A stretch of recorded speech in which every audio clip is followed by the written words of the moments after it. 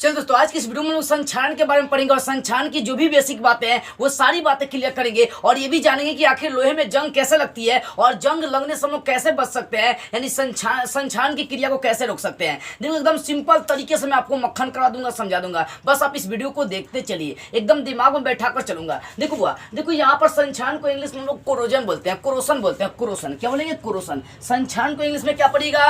कोरोसन। संक्षारण को इंग्लिश में क्या पढ़ना है? कोरोसन पढ़ना है। संक्षारण को इंग्लिश में क्या पढ़ेंगे? कोरोसन पढ़ेंगे। याद रखिएगा। अब देखो संक्षारण होती क्या? संक्षारण देखो, संक्षारण किसमें होती है? धातु वाली सतह में होती है। जैसे आप देखेंगे, आप बांस की लकड़ी को जब धरती में गाड़ देते हैं तो उसमें दिया का लगने लगता है, तो वो क्या होता है? उसमें उसका जंग लग गया। आदमी भी जब मान लो कि आपका दिमाग है, अपने दिमाग का आप यूज नहीं करेगा तो ससुरी दिमाग में भी क्या हो जाएगा? जंग लग जाएगा। आदमी जौना चीज का प्रयोग नहीं करता उसमें क्या होता है? धीरे धीरे जंग लगना शुरू हो जाता है। जैसे कंगारू का नाम सुने होंगे आप, कंगारू। जिराफ का नाम सुने, जिराफ का धीरे गर्दन बहुत लंबा है।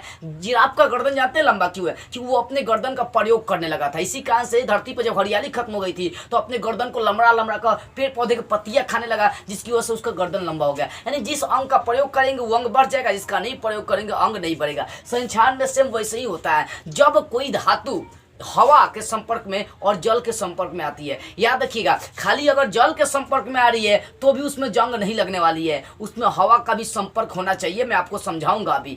किसी भी धातु में जंग कब लगेगी? जब दो चीजें होंगी। याद रखिएगा, दो चीजें कौन कौन सी होनी चाहिए? एक तो उसमें जल की मात्रा होनी चाहिए और दूसरा का ऑक्सीजन की मात्राएं होनी चाहिए। लोहा में जंग कैसे लगती है? उसमें जल होती है, जल यानी जल उसमें आएंगी और उसमें ऑक्सीजन की मात्राएं आएंगी। एंड देखो, जंग लगने के लिए दो चीज आपको चाहिए।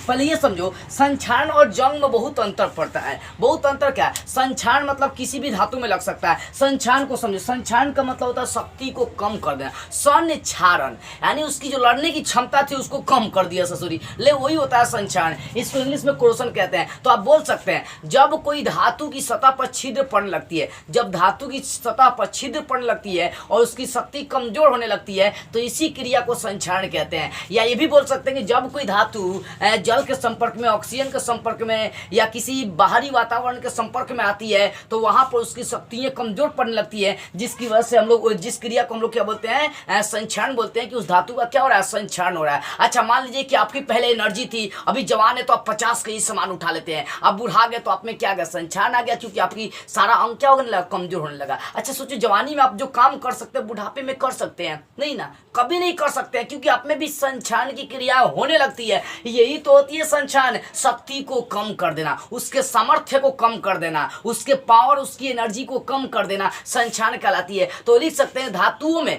धातुओं की शक्ति को, धातुओं के सामर्थ्य को कम करने की क्रिया संक्षारण कहलाती है। सिंपली आप ये भी बोल सकते हैं कि जब धातु वायु और जल के संपर्क में, मतलब हवा और जल के संपर्क में आती है तो उसकी शक्ति कमजोर होने लगती है, जिसे हम लोग संक्षारण कहते हैं या धातु का संक्षारण कहते हैं। अब देखो, धातु के संक्षारण में क्या होती है? आपका एल्युमिनियम हो गया, जिंक हो गया, तांबा हो गया, कोई भी धातु आप बाहर रखेंगे ना उसमें जंग लगना शुरू हो जाती है। अगर उस पर जल और क्या क्या मिलनी चाहिए? जल और हवा मिलनी चाहिए। जल और हवा उसको मिल रही है ना, तो समझिए कि उस पर जंग लगने में तनिको टाइम नहीं लगेगा। अब मैं बार बार जलवाष्प और वायु का नाम ले रहा हूं, क्यों ले रहा हूं ये भी मैं आपको समझाऊंगा। देखो, अगर सिर्फ हवा मिल रही है किसी धातु को तो उसमें जंग नहीं लगेगा। अगर किसी धातु को सिर्फ जल मिल रही है और हवा नहीं मिल रही है, इसका मतलब जंग नहीं लगेगा। जंग लगने के लिए दोनों चीजें आपको चाहिए, हवा वायु भी चाहिए और आपको क्या क्या चाहिए? यहाँ पर जल भी चाहिए। दोनों एक साथ होते हैं, यानी कह सकते हैं ऑक्सीकरण, क्योंकि हवा जुड़ रही है तो ऑक्सीकरण और जलवाष्प, तो ऑक्सीकरण और जलवाष्प दोनों जरूरी होता है। किसके लिए? तो भैया संक्षारण के लिए, कोरोसन के लिए दोनों जरूरी होता है। अब इस चीज को मैं आपको यहाँ ध्यान से समझा रहा हूँ। हमें देखो, संक्षारण का मतलब समझ में आ गई ना, कि जब धातु को हवा और जल के संपर्क में लाते हैं तो उसके सतह पर बूंदे मतलब उगने लगते हैं, चाहे लाल भूरे रंग का जंग लगना शुरू हो जाता है, उसी को हम लोग संक्षारण कहते हैं। अब संक्षारण में हमें जो मेन चीजें पढ़नी होती है, लोहे में जंग कैसे लगती है, यहाँ पर मैं एग्जांपल के द्वारा भी आपको समझाऊंगा। यहाँ देखिए, 3 तरह का मैं गिलास या कांच लेकर चल दिया हूँ। इन तीनों गिलास में दो मैं कांटी डाल दिया हूँ। लोहे का कील होता है ना, लोहे का कील देखिए, दो इसमें क्या क्या कील डाल दिया गया। अब देखो, इसमें 3 तरह का पात्र है, ये तीनों पात्र अलग अलग होते हैं। यहाँ पर सिंपली अभी इसको हम लोग बाद में समझेंगे, पहले ये समझ लो। देखो, देखो ये धातु है, मान लो कि ये लोहा है, ठीक है ना, चाहे मान लो ये तीनों धातु है, ये भी धातु, ये भी धातु, ये भी धातु। अब इसमें जंग कैसे लगेंगे? तो भैया जब इसके संपर्क में H2 आएंगे और इसके संपर्क में ऑक्सीजन आएंगे, यानी धातु के संपर्क में जल और ऑक्सीजन आते हैं तो इसकी ऊपरी सतह पर एक चीज उत्पन्न होती है जिससे हम लोग जानते हैं क्या बोलते हैं, जिससे हम लोग हाइड्रेट फेरिक ऑक्साइड बोलते हैं, जिसका सूत्र होता है, देख सकते हैं इसका सूत्र Fe2O3 × X जो मतलब मान लो लोहा है, लोहा के ऊपर जो जंग लगा रहता है ना, उसका नाम ये होता है हाइड्रेट।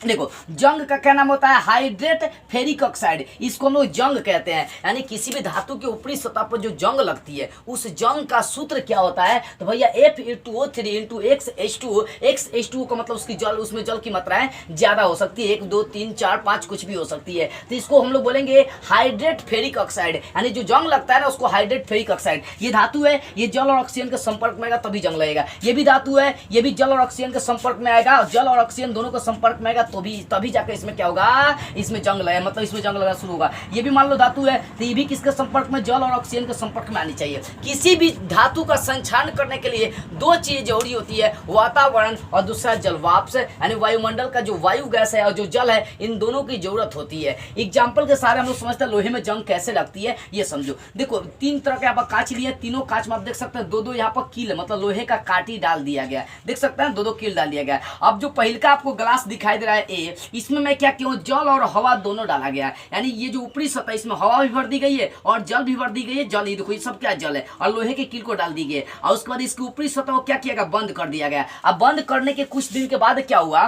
देखो यहाँ पर बंद करने के कुछ दिन के बाद जब निकाला गया कील को, तो उसमें क्या था ना, उसमें ये हाइड्रेट फेरिक ऑक्साइड, मतलब उसमें जंग लग चुकी थी। यानी जो कील था उसके ऊपरी सतह पर भूरे रंग का एक पट्टी था जिसे हम लोग जंग कहते हैं। ठीक है ना बाबू, मेरे कहने का बस इतना मतलब आप याद रखिएगा।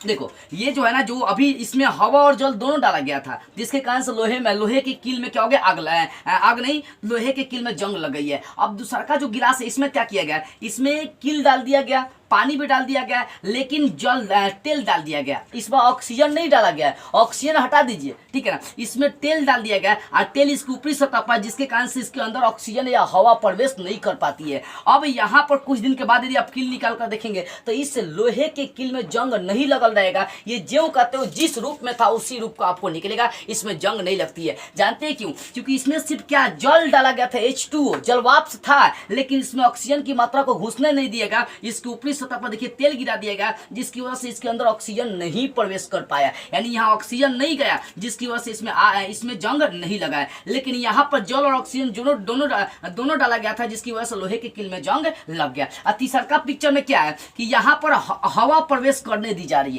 इस जो कील है ना, इसमें हवा प्रवेश करने दी जा रही है, लेकिन अनाद्र CaCl2 यानी इसमें जल नहीं। अनाद्र का मतलब जिसमें जल की मात्रा है, जो विलयन है उसमें जल की मात्रा है ही नहीं, यानी इसमें ऑक्सीजन प्रवेश करने दिया गया लेकिन जल इसमें नहीं है। तो कुछ दिन के बाद निकालेगा तो इसमें भी कोई यहाँ पर जंग नहीं लगता है। ये तीनों पिक्चर से जानते हैं हमें क्या समझ में आ रही है? यही समझ में आ रही है कि पहले का पिक्चर दर्शा रहा था कि उसमें जल और ऑक्सीजन दोनों था, तो कुछ दिन के बाद उसमें जंग लग गई। दूसरा का पिक्चर में था उसमें जल था लेकिन ऑक्सीजन नहीं जा रहा था, जिसकी वजह से उसमें जंग नहीं लगी। इसमें ऑक्सीजन जा रही है लेकिन जल उसमें नहीं है, जिसकी वजह से इसमें जो है ना जंग, या इसको बोल सकते हैं हाइड्रेट फेरिक ऑक्साइड, ये नहीं लग पाई। यानी यहाँ पर लोहे के कील में जंग नहीं लग पाती है। क्यों? क्योंकि यहाँ पर ऑक्सीजन नहीं था जिसकी वजह से जंग नहीं लगा, यहाँ पर जल नहीं था जिसकी वजह से जंग नहीं लगा। तो इसका मतलब ये होता है कि जंग लगने के लिए ऑक्सीकरण के साथ साथ जलवाष्प भी चाहिए। अगर कोई एक लेकर चलेंगे, अगर किसी धातु को भरपूर मात्रा में समझिए कि वहां पर हवा मिल रही है और जले नहीं मिल रही है, तो ससुरी उसमें आगे नहीं लगेगा, आग नहीं सॉरी उसमें जंग नहीं लगेगा, ठीक है ना। जंग को हम लोग बोलते हैं रोस्टिंग, बोलते हैं रोस्टिंग ऑफ आयरन, इसको बोलेंगे लोहे में जंग लगना।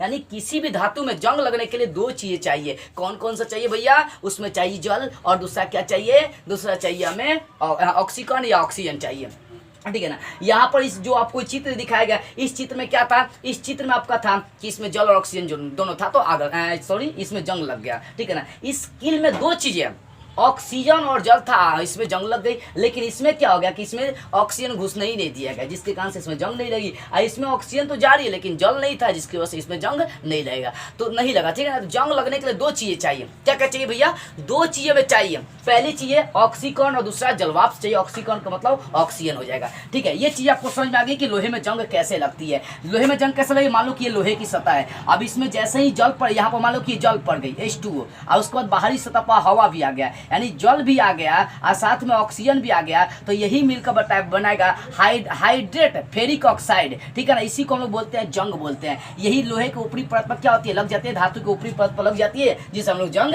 कहते हैं, ठीक है ना। तो आपको समझ में आ गई लोहे में जंग कैसे लगती है। तो भैया जब उसकी ऊपरी सतह पर जल और ऑक्सीजन आएंगे तब जाकर वो जंग लगना शुरू हो जाएगा। अगर कोई एक सिर्फ जल आ रही है, अगर सिर्फ उसकी सतह पर क्या आ रही है, जल आ रही है, और समझिए ऑक्सीजन नहीं आया तो भी आग नहीं लगेगा, तो भी उसमें जंग नहीं लगेगा। अगर उस पर मान लो कि जल आ रही है, ऑक्सीजन नहीं मिल रहा तो भी उसमें जंग नहीं लगेगा। जैसे आप देखे होंगे, पाइप देखते होंगे, जब घर दुआरे बनाई जाती है तो कहीं कहीं बाहर पाइप लगा दिया जाता है, लेकिन बाहर पाइप लगाया जाता है ना, तो जानते हैं कि उसको रंग दिया जाता है, रंग दिया जाता है ताकि उसके अंदर एथी प्रवेश हवा प्रवेश नहीं कर सके।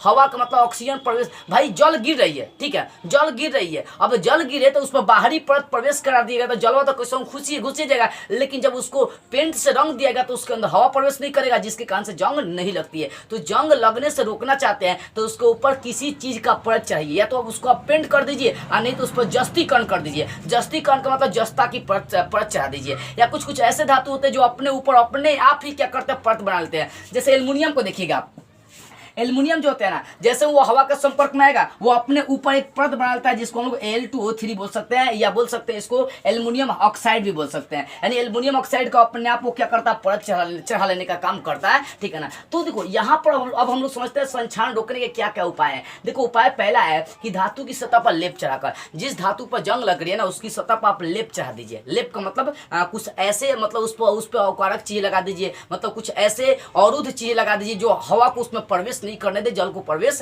नहीं करने दे। और दूसरी रंगाई करके, जिस धातु को जंग लगने से रोकना चाहते हैं उसको रंग दीजिए, आपका अपने आप रुक जाएगा। और तीसरा का जस्तीकरण करके, यानी जस्ता की परत चढ़ाकर आप उसको रोक सकते हैं। देखो उसके बाद चौथा होता है ग्रीस या लेप, तेल लगाकर। आप देखोगे कभी कभी साइकिलों में क्या करिए, साइकिलों का जो पौडिलो होता है ना उसमें लोग तेल लगा देता है, तेल लगाने की वजह से उसमें जंग नहीं लगती है। तो तेल भी रोकने का काम करता है, क्योंकि वो हवा को अपने अंदर प्रवेश नहीं करने देगा। यहाँ मैंने ऊपरी सतह पर तेल गिराया था, जिसके कारण से इसमें अंदर हवा प्रवेश नहीं कर पाया। तो तेल या ग्रीस लगाकर भी आप क्या कर सकते हैं, संक्षारण को रोक सकते हैं। तो संक्षारण रोकने के 4 उपाय। आई होप आपको इस संक्षारण की जो बेसिक बातें विस्तार से समझ में आ गई होगी, ठीक है ना। तो बस आज की इस वीडियो में इतना ही। अगले वीडियो में हम लोग कोई और नई टॉपिक स्टार्ट करते हुए फिर मिलेंगे।